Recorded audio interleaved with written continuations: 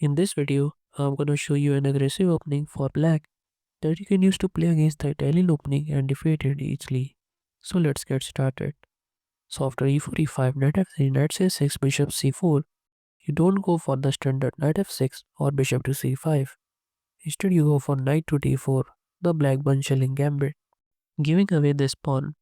Now here a good option for white is to short castle, and then you can take his knight, and then you can continue with queen f6 or knight f6.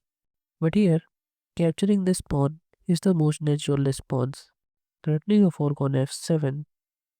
Then you go for queen to g5, attacking this knight and this pawn. So here, capturing this pawn seems like a natural response, forking the queen and the rook. But then you can just take this pawn, attacking the rook. So if he takes this rook, thinking that after you take he can block, well actually you can take this pawn with check. Now he got a block with the bishop, then you will take this pawn with check. So after he plays king to f1, you finish the game with queen to h1 and you win the game in 9 moves. But what if he tries to save his rook with rook f1? And then you will just take this pawn with check. Again, he can't block with the queen because he will take. So blocking with the bishop is the only option. Then you play knight to f3, checkmate. But what if here he sees this threat and he actually plays knight to g4, blocking this threat, and it also seems like a good option. Well, then you will play d5, hitting this bishop and this pawn, and your main idea is to activate the bishop. So if you play something like say bishop takes d5, then you will take his knight. You gotta play f3 to attack the bishop. Then you will just take this pawn with the bishop, sacrificing the bishop, and after he takes, here you will play queen g2, attacking the rook. So he is forced to save the rook.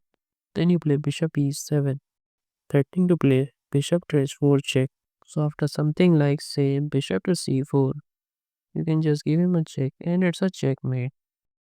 And even though here he plays bishop to e2, saving his knight, then you can just play knight takes e2, and after he takes he will take his knight and you are up a piece and winning. And what if here he just bring his knight back, offering a trade of knights? Well actually you will capture this pawn attacking this knight and the rook. So you gotta take the knight, giving away the rook. Then you will just take his rook, and after something like say bishop f1, you can just take this pawn, and now you're up an exchange and winning. And here if you place king e2, then you will take this pawn and then take the knight, which is bad. And even though here he plays rook to g2 attacking the queen, then he will just take his knight, and after he takes, you can just take his queen, and then he will just take his rook, and you're winning. But what if here he plays bishop takes f7, then you can just play king to d8. Now his knight is hit and this pawn is hit, so he can try playing knight f3. Well again you will take this pawn, and after he takes you will take his rook and then come here to take his knight as well, and you will be winning. And if he tries knight g4, then you will play knight h6, putting pressure on this knight. So capturing the knight seems like a natural response, and you will take this pawn. And after rook f1, you will take this pawn, and after he blocks, you will take his queen, and it's a checkmate. And even though he any defense with something like say s3, then you can just play knight takes f7, and you will give in the bishop. So you can try saving the bishop, but then you will just take this knight. And again you are up a piece and winning. So if this video was helpful, then don't forget to like this video and don't forget to subscribe so you don't miss the upcoming videos.